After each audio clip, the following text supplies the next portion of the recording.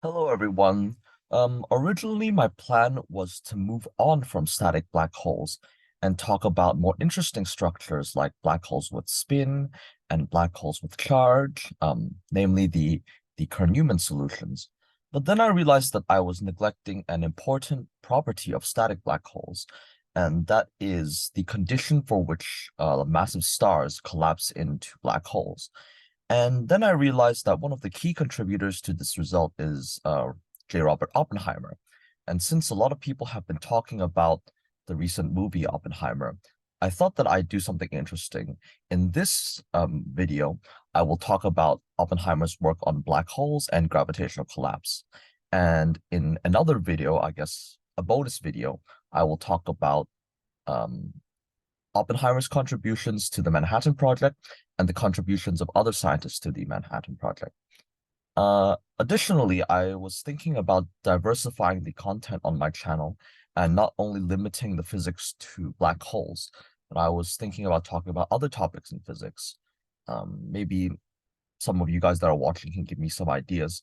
But what I was thinking of is next, I was probably going to talk about mathematical structure of quantum mechanics, or possibly nonlinear dynamics and chaos theory, and their applications to not only physics, but maybe social science, economics, and maybe even uh, social science, economics, and other things in life like medicine. Or I may talk about fluid dynamics, which is another interesting topic, not only physics but engineering. And I was also thinking about talk about problem-solving techniques in electromagnetism. So tell me what you guys like, and I will probably do a video on that. But in this lecture, I'm going to talk about the Tolman-Oppenheimer-Volkoff limit, which is the criteria for which a massive star will collapse into a black hole. So let's go. So as usual, I will give an outline of what I will talk about in this lecture. And first, I will start by summarizing what I did in the last lecture. In the last lecture, I showed that by making the Schwarzschild metric spatially conformally flat, we can use a diffeomorphism to obtain a transformed metric. That is the metric in isotropic coordinates. And this is the first fundamental form of the metric in isotropic coordinates, and where rho is the transformed radial coordinate. And we can see that this has one asymptotically flat region, namely when we set rho to infinity, and the other asymptotically flat region is not so obvious. But by making another diffeomorphism, namely an inversion transformation, which is this one, we yield something called a discrete isometry, where the transformed first fundamental form is exactly the same as the original first fundamental form, but with the transformed the second transform radial coordinate. So here we can see that rho bar to infinity is another asymptotically flat region, and we observe that rho to zero maps to rho bar to infinity, and rho to zero maps to another infinite as to the infinity of an asymptotically flat region. And this implies that the two throats of the black holes are connected. And additionally, there are two asymptotically flat regions, which means that this is a wormhole solution. Moreover, we also showed that by making the Schwarzschild metric spatially conformally flat, we can also yield multi-black hole solutions. And to do this, it's a little bit more complicated, but we derived an equation called the Yamabe equation. And we had to make some assumptions to make this equation look nicer. So the first assumption is that we assume time symmetry. So a little reminder of what time symmetry is that if we have a metric that is dependent on the radial and angular coordinates, by making an inversion of the time coordinate, the metric should be exactly the same. This implies that the Ricci tensor projected onto the spatial hypersurface must be zero. And we made an additional assumption, which is spatial conformal flatness. And this would make the R bar zero. And R bar is the Ricci scalar on the on the transformed first fundamental form. So it is the Ricci tensor on the transformed spatial hypersurface. So we find, so originally this equation we can see that there are three terms, and this term is a term nonlinear in theta. So this equation, the original equation, is actually nonlinear. But if we make the assumption of time symmetry, this term goes to zero. But what happens then? So we notice that this has a theta to the -5 and this is a theta to the -4. If we multiply everything out, this term is linear in theta. So once this Ricci tensor term, Ricci scalar term is zero, the equation becomes linear. But the problem is that we still have this R bar term, and this term does not contain terms in theta. So the equation is still linear, but it contains terms with H bar. And thus this makes the equation a linear equation with variable coefficients, which is solvable, but it is much more difficult to solve than a homogeneous equation. And equations with variable coefficients are typically solved using advanced techniques like Green's functions. And the Green's function is to find it is quite a laborious task. But by making the metric spatially conformally flat, R bar tends to zero. And you can show this by using the Bowen-York tensor. But I will not show this I will not show this, and I have not shown this, but you can do it yourself. It's not too difficult to show. But we find that the Yamabe equation now reduces to the Laplace equation, which is quite nice because the Laplace equation is not only linear, but is also homogeneous, which makes it much easier to solve. And now, recall that similar to electromagnetism, if the electric potential satisfies the Laplace equation, then you can superpose point charges to obtain a solution. And here, the linearity of the Laplace equation allows us to superpose point masses. From this, we obtain the Brill-Lindquist solution, which is as follows. So we have shown that by making the Schwarzschild metric spatially conformally flat, and by assuming time symmetry, we can obtain a multi-black hole solution by superposing multiple black holes on one space-time manifold. This is quite nice. Now that I've talked about what we did in the last lecture, let's talk about what we're going to do this lecture. So the whole point of this lecture is to find the condition for which a massive star becomes a black hole. And in order to do this, we need to make some assumptions. And the first assumption is to assume that the energy momentum tensor is that of a perfect fluid. But before I show you the energy momentum tensor for a perfect fluid, I think it is important to explain the rationale as to why the energy momentum tensor should take this exact form.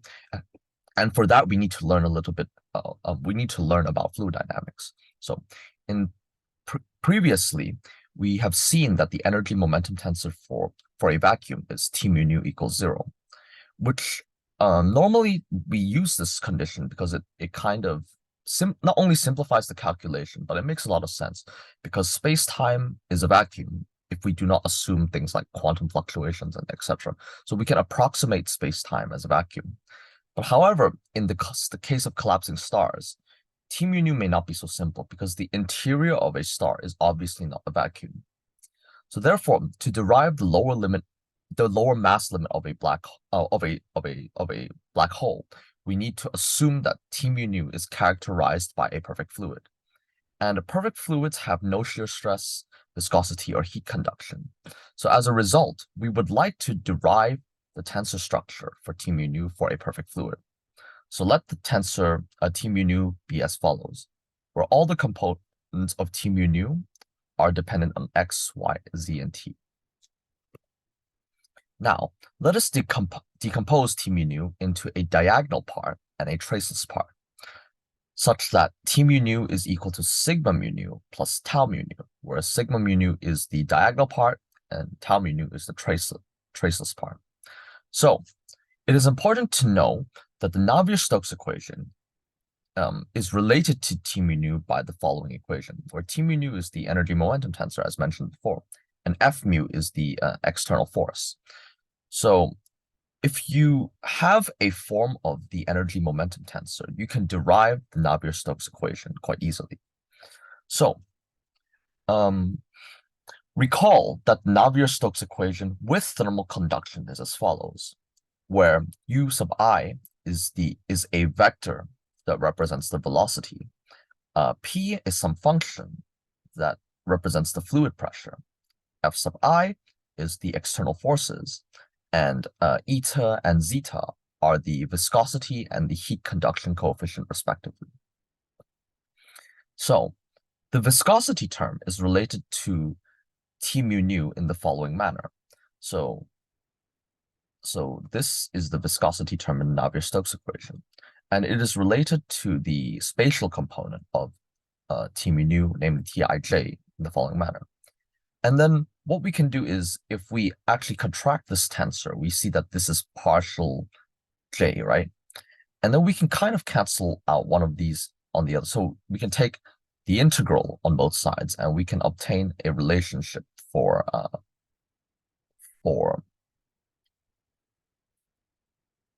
basically tau ij in terms of u sub I and u sub j.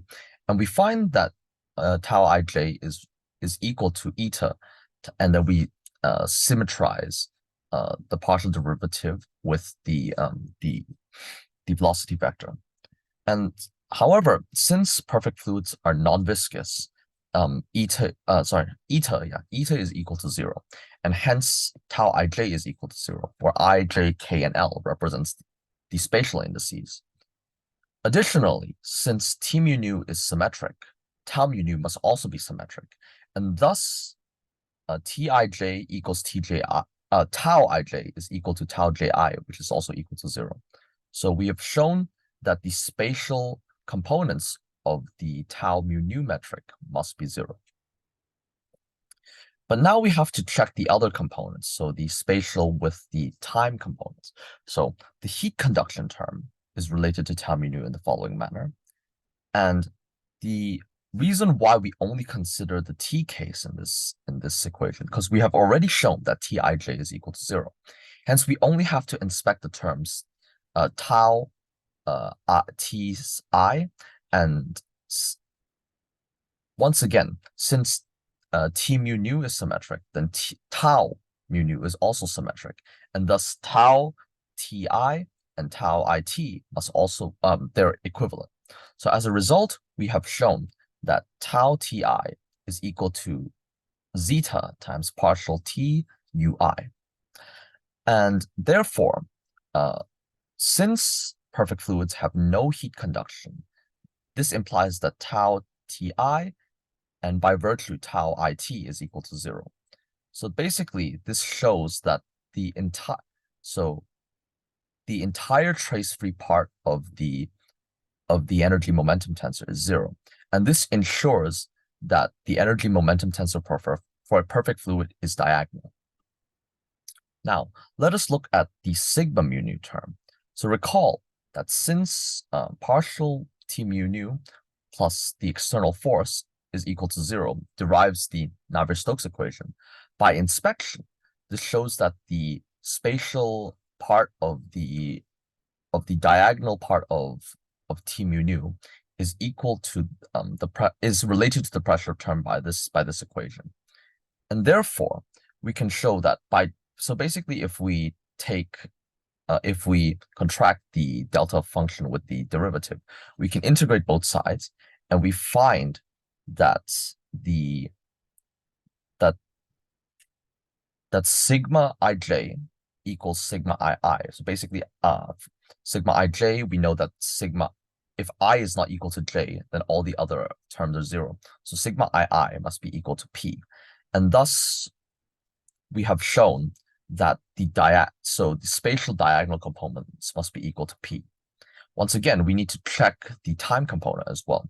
So what we do is since all the other terms have been exhausted, the only term left is sigma Tj, and since all the other components have been accounted for in the Navier-Stokes equation. So for example, here, this term has been accounted for by the spatial part of the traceless part. This has been accounted for the time components of the traceless part. This component has been accounted for the spatial components of the diagonal part. So there's no longer any terms. So the only one left is this one. So we have to infer that sigma tj, the partial derivative of sigma tj, is equal to 0. So what does this mean? This means since it's only the partial derivative with respect to time, what happens is we notice that this term must be time independent. So it is some function that's time independent. I'm going to call it rho for this case. By physical intuition, we can infer that rho is the energy density. And for this reason, the energy momentum tensor with metric signature minus plus plus plus is as follows, where u sub mu is the 4 velocity. To make the model a little bit more realistic, we can make the t, so basically make this term non-zero to account for heat conduction, or we can make tij for I not equal to j non-zero to account for viscosity. To make it even more complicated, you may even make the tensor asymmetric. But the whole point of assuming a perfect fluid is to get a sense of the physical properties of collapsing stars. Accounting for these factors will, of course, make the situation a little bit more realistic, but obviously it will be immensely more complicated and could be a possible topic of research. So now that we've made this assumption, now let us talk about the other assumptions that we need to make to derive the Tolman-Oppenheimer-Volkoff equation, and that is the boundary conditions. So for the Schwarzschild metric, we know that the matter contained within, so the matter for a black hole to form, we know the matter must be contained within the Schwarzschild radius, namely r equals 2m.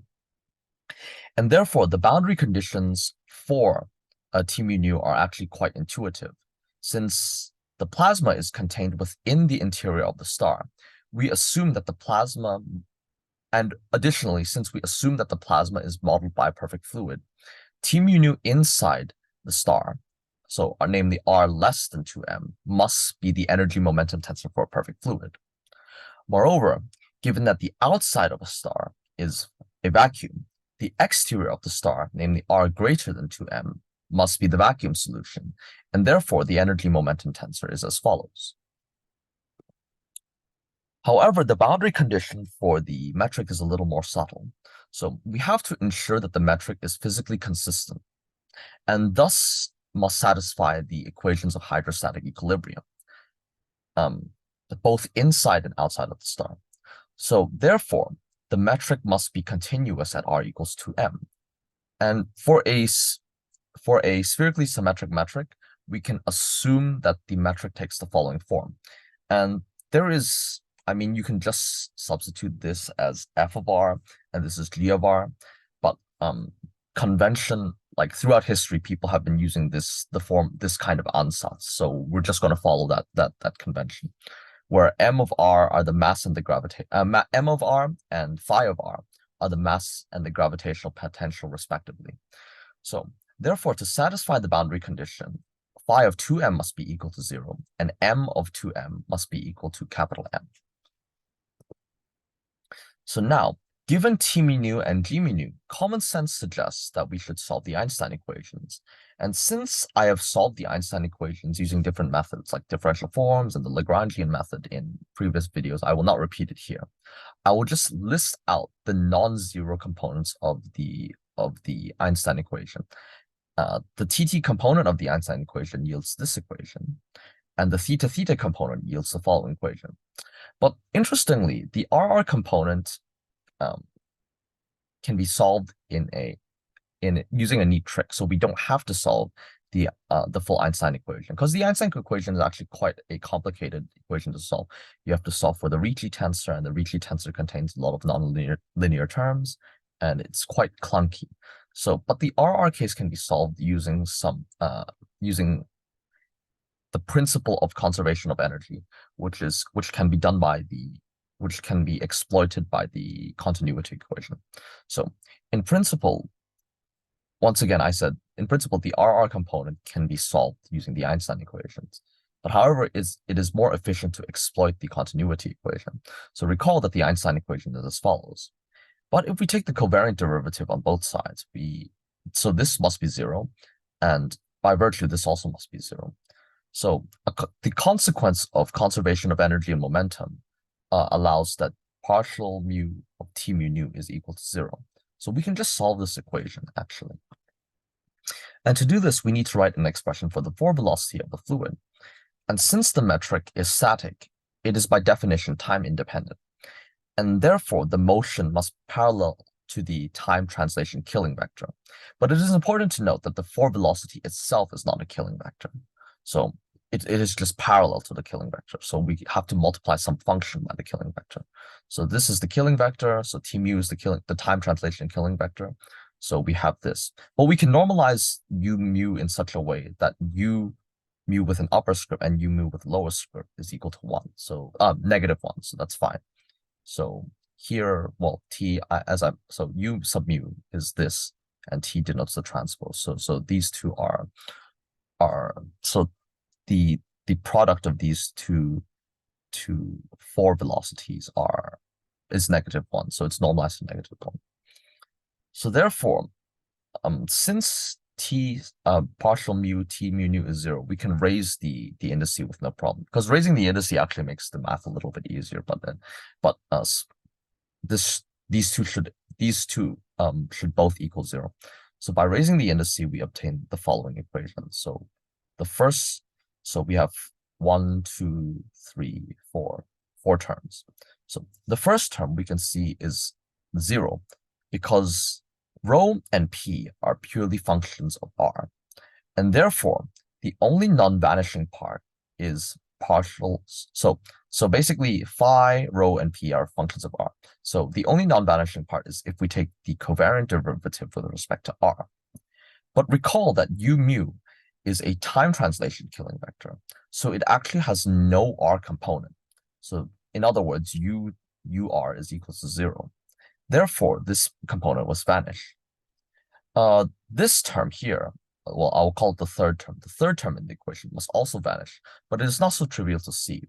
So we have to do some manipulation. So it vanishes because what we can do is we can multiply the inside u mu by the metric tensor. So we can convert this u mu by writing this as g mu nu times u sub nu. And you may think that this is a little bit, I guess, silly. But what you will do is, if you take the covariant derivative, you have to use the product rule. And the covariant derivative of the metric is always 0. So now this covariant derivative only acts on the u nu term. So we get g mu nu is equal to u nu times partial mu u sub nu. So given this, we know that once again, by exploiting the product rule, we know that these two relations are equivalent. But u to the mu and u sub mu is, as we mentioned before, right? If we multiply these two together, we normalize it to -1. But the covariant derivative of a constant is always 0. So this term also vanishes. The other two terms are not so pleasant because they do not vanish trivially. So to make progress, we need to write out the covariant derivative explicitly. So once again, we've written out the covariant derivative explicitly. Excuse me. So we can see that the partial derivative term actually vanishes, because it's similar argument to why this term vanishes here. This term vanishes here. Because basically, as mentioned before, the only non-zero component of this is mu equals r and mu equals t. But as mentioned before, the ur component is always 0. So therefore, this term must vanish. For the Christoffel symbol term, it doesn't vanish trivially. So we just need to compute the Christoffel symbols. But interestingly, we only need to compute the Christoffel symbol TR or TRT because the Christoffel symbols are symmetric. But the problem, the reason being is this is the only combination that does not yield a trivial solution. So doing so, we find that, so this is the definition of the Christoffel symbol. And the first, so let's see. This term and this term are exactly the same, so they vanish. So the only term that remains is this one. So we know that GTT, we look back at the metric, right? GTT here is this component. And the inverse, since the metric is diagonal, we can just raise it to the power. So we can take the reciprocal of the factor. So this is what we get.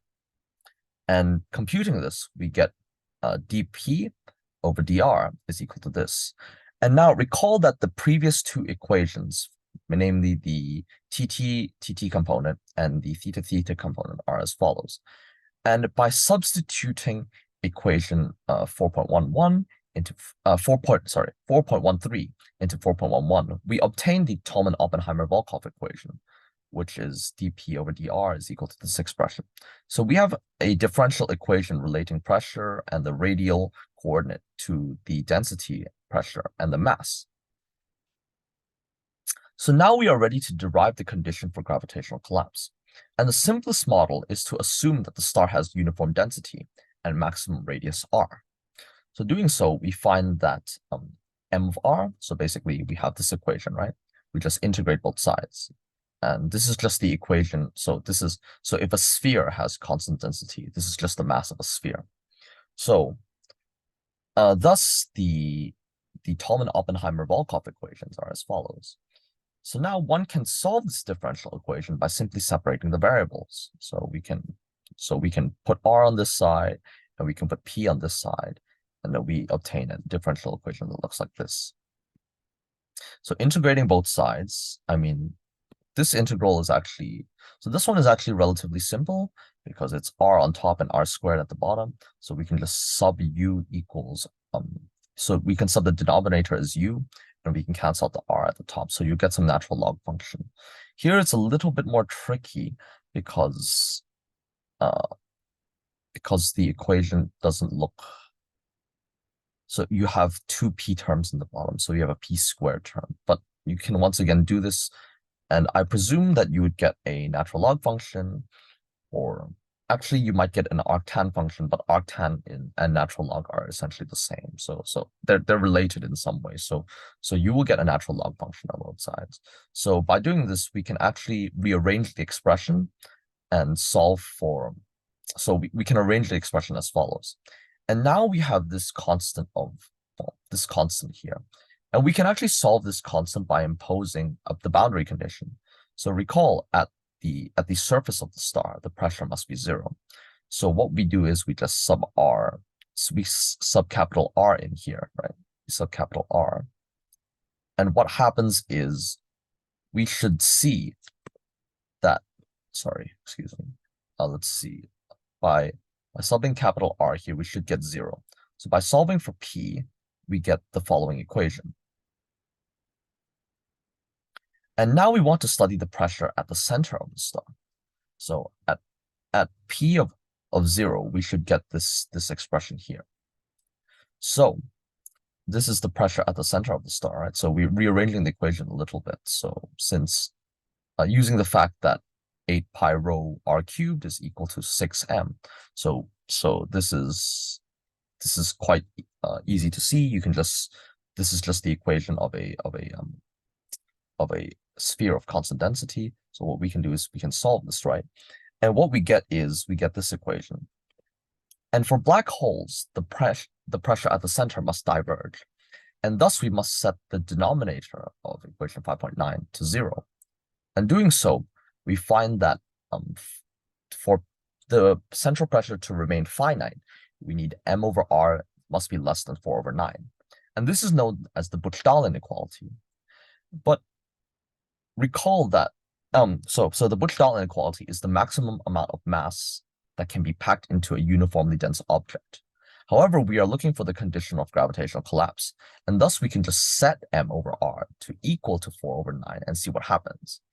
And recall that m is equal to 4 over 3 pi rho naught times r cubed, and hence, since m over r must be 4 over 9, we can infer that r is equal to 1 over square root of 3 pi rho naught, and thus m must be related in the following manner. By doing this, we can actually solve for the maximum, so the minimum mass of a star to become a black hole. So according to experimental value, the density of a nucleon in SI units is as follows. And by substituting this into the equation for the mass and inserting back factors of C and factors of G, we obtain that the maximum mass of a neutron star, or the minimum mass of a black hole, is derived from a star is as follows, where m is approximately equal to 6 times 10 to the 30 kilograms, which is approximately 3 solar masses. And this is known as the TOV limit. However, as I mentioned before, this model is highly idealized, as not only are we modeling the star as a perfect fluid, but stars are typically not uniform in density. In reality, stars usually follow something called a polytrope model, where the pressure is related to the density as a function of, as a power law, and we have some proportionality constant k. In this case, we cannot solve the TOV equations analytically, but we have to turn to numerical calculations. And doing so, using more realistic polytrope models, the TOV limit is about 2.2 solar masses to 2.9 solar masses. But if we take the upper limit, this is pretty damn close to the idealized case. So I'm quite satisfied with this result.